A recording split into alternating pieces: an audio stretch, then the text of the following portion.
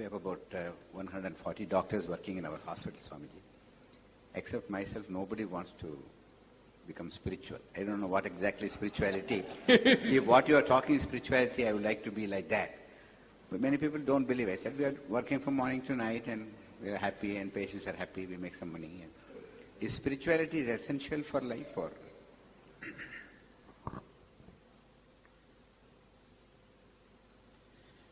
Now, is spirituality essential? Right now, you are who you are only because of your spirit, isn't it? Isn't it so? Just with heart, liver, kidney, would you be who you are? Just with body, would you be who you are? Just with this mass of flesh and bone, would you be who you are? The spirit in you is what makes you who you are, isn't it? So, is somebody spiritual, not spiritual? Everybody is spiritual, because everybody has a spirit. The question is just this, somebody has attended to his body well. Whoever kept his body well goes through the physical world well, isn't it? The man who is physically fit, now he wants to run and catch that bus, he runs and catches the bus.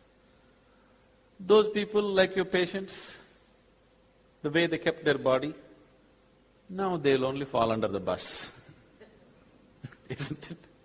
They cannot, do anything worthwhile physically, isn't it? Isn't it so? So if your physical body is well, you go through the physical world well. If your mental capabilities are good, you go through the psychological phases of your life good, isn't it?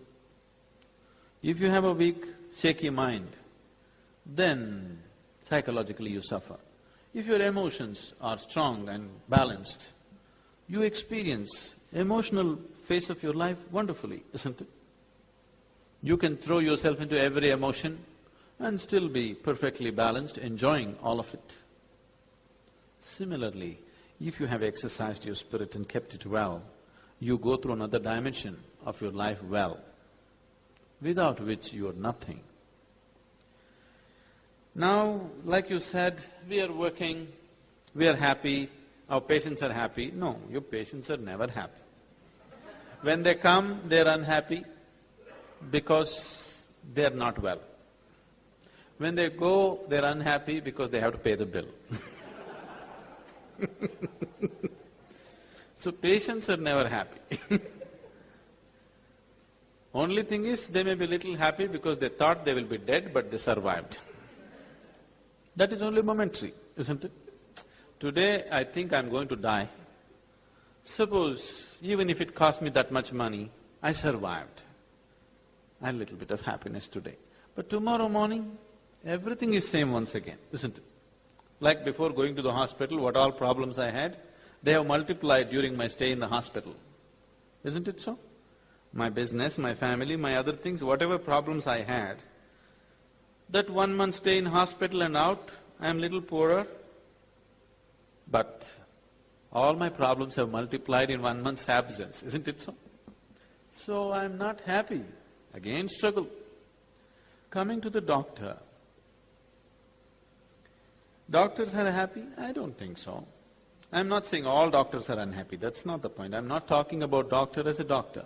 As a human being, his ability to be happy, not concerned with his profession. It's just a human capability.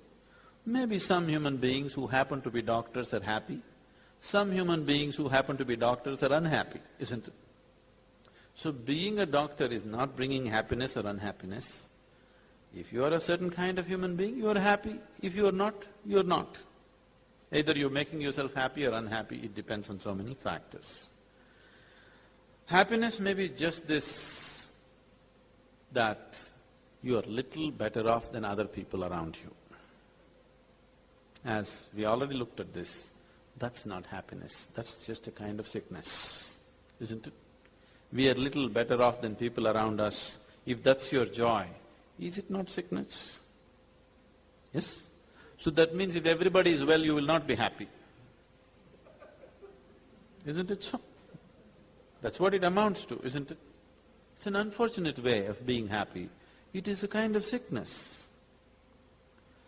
Now, do we need spirituality? Everybody needs it, there's no question about it. Some are aware of it, some are not aware of it. But everybody is seeking to be joyful by his own nature, isn't it? Right now, you have mortgaged your happiness to something outside of you. Wouldn't you like to be happy by yourself? Doctor or patient, criminal or police, this or that, everybody would like to be happy, blissful by themselves. So they are all longing to be spiritual then. They're all longing to be spiritual. Now what is the… people keep asking me, Sadhguru, can you tell us what is the difference between a spiritual person and a materialistic person? Actually, there are no such two people. Your body, mind and spirit is one, isn't it? Can anybody separate it? Only if I have you shot, it can be separated, isn't it? Yes. Or if you grow in your awareness, it can be separated, that's different. Now, is somebody 100% materialistic? Is somebody 100% spiritual? There is no such thing. However spiritual you are, you still have to carry the body with you, isn't it? In your experience, you may be free from it, but in reality, you have to carry it with you. You have to feed it, you have to wash it, you have to clothe it. All these things are there, isn't it? Isn't it so? So you are still materialistic. Can you give up your spirit and just live with your body? No. So you are still spiritual. The difference is just this.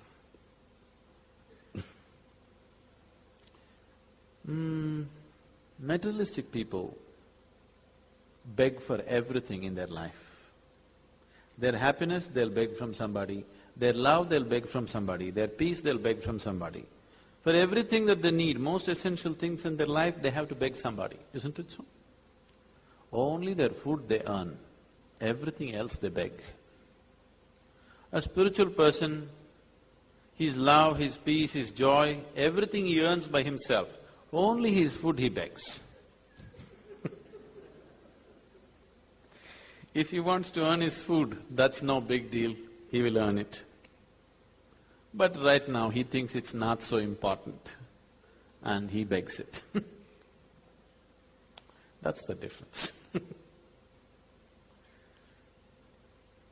The only thing that people are earning is their food and clothing, isn't it? What else are they earning?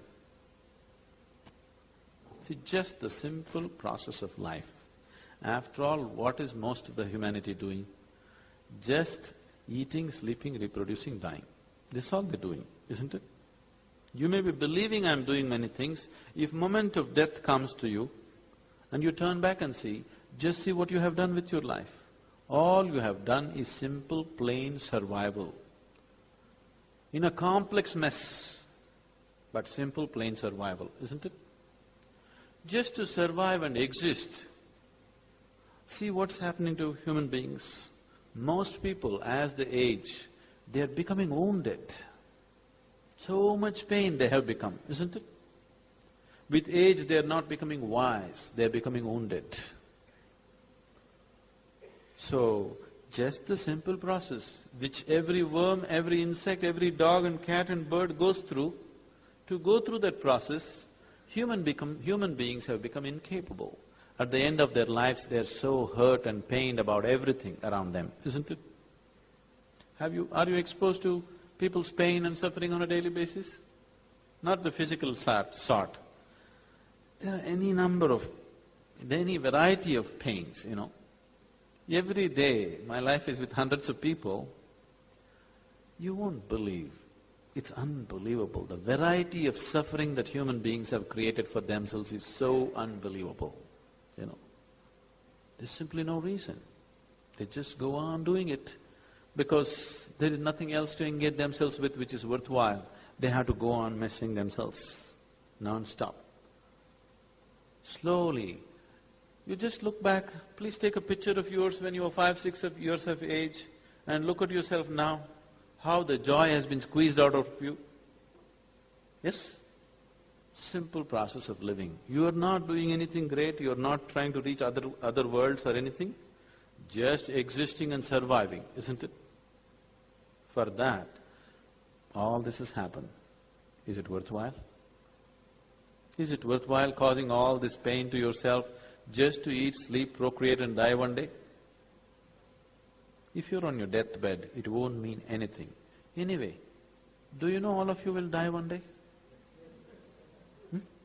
I am not wishing it upon you. I bless you with a long life. But do you know anyway you will die one day? Yes? Is it okay? Let's just imagine, the next moment is our death.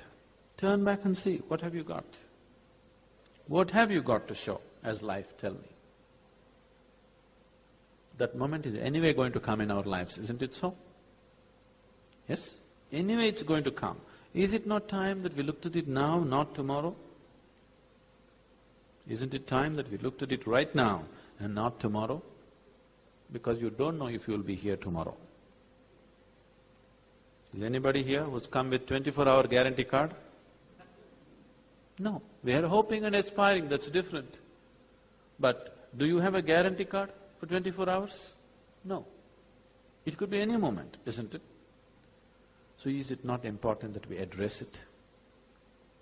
Is it not important to know what my life is about? Where does it begin? Where does it end? Where do I come from? Where do I go? Is it not important? You have made too much elaborate preparations. See, right now, you want to go to Gandhipuram from here. Do you book a seat on the bus 10 days ahead? Do you take a suitcase? Do you take a lunch box and water bottle and everything to go to Gandhipuram? No. You hop onto some bus and go. If there is nothing, you'll walk and go, isn't it? Now you want to do a long distance journey, very long.